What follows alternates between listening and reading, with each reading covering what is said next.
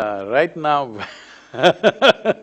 right now, one thing that we have in India plenty is human beings, all right? We are nearly 1.35 billion people.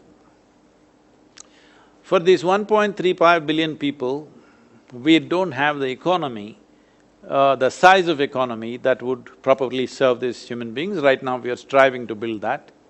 Economy we will build, we are confident about that. But we don't have enough land for 1.4 billion people to live well. We don't have enough water for 1.4 billion to live well. We don't even have a piece of sky for 1.4 billion people to live well. So, our thing is to produce very competent, focused, inspired and balanced human beings and export them to the rest of the world. If 500 million people if we export, the whole world is ours, what is the problem? Geographical boundaries should not be so restrictive, all right? Nation is just an idea.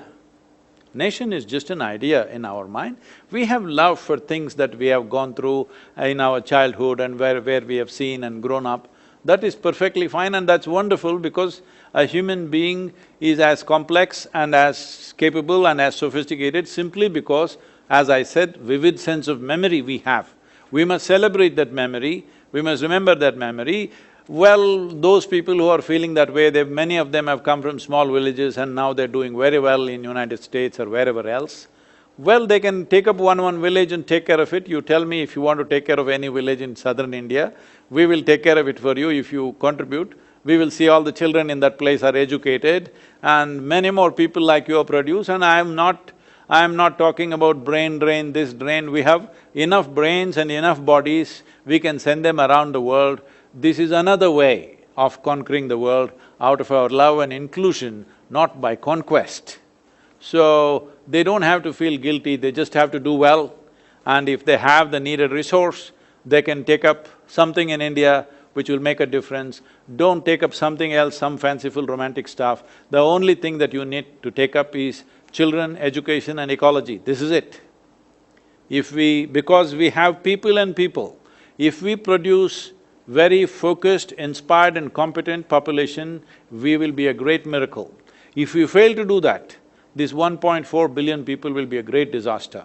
So we intend to make this into a great miracle because that can only happen by investing in people. But now we are little concerned with this virus because last 20 years, we have pulled out 240 million people out of the poverty, below poverty line. But now, if this lasts for 12 months or more, that 200 million plus people may go straight back below the poverty line once again. That is our concern. So the most important thing that needs to happen is nourishment, education and ecological concerns are there. If these three things you can contribute and attend to, please do that for India. But you don't have to feel guilty about your well-being. No, not at all. Thank you. One last question, I think I can squeeze in 4 or 5 minutes to go and pull you into the debate of life versus livelihood. US is, leaning towards livelihood and economy. Indian government is in a dilemma. Red, green, orange zones don't have as much of a business or economy. Red is where all the problem is. What is the right balance? What is the future immediately for us as entrepreneurs or the government? And is there a balance somewhere? See, this is not about taking sides. We should not take sides at times like this. Unfortunately, people are so geared to always take this side or that side. That's not it. As I said, we do not know how it'll unfold in the next 2 to 3 months. When the Spanish flu happened, in the first wave, immediately after World War I, when the first wave happened, started in the month of January, it killed about 6 million or 7 million people. People thought it's over. But it came back in August, September and killed over 35 million people straight away. And it again came back next year to kill some more people, but that second wave was the biggest one. Is this virus going to behave like that or not? We do not know. We can only go by what's happened till now. In the past, it's happened in the just a little over a century, exactly the same thing has happened. It's the second wave which really got us. Even now, some of the doctors and scientists are saying the second wave in US will happen in October, November, December, and that's going to be really big.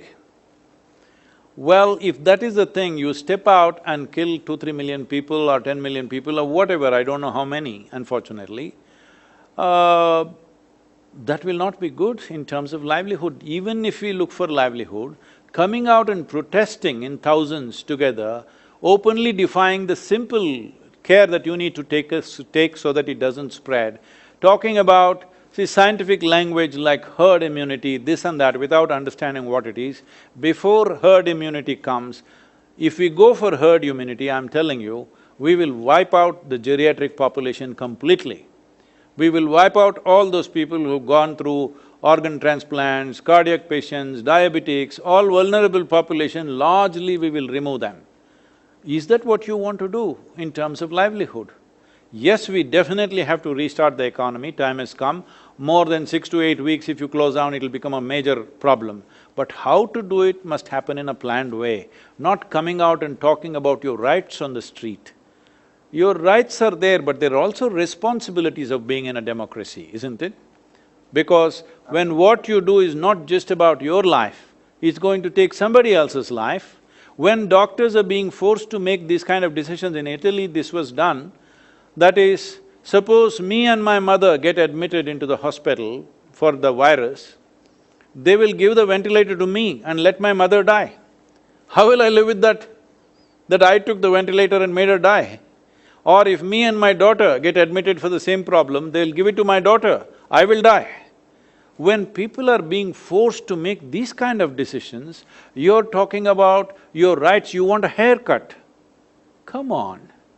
Just 50 years ago, you didn't want to have a haircut, all right?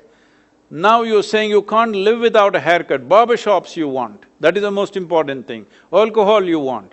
Please, this is a time where little more responsible and conscious action should come forth from human beings.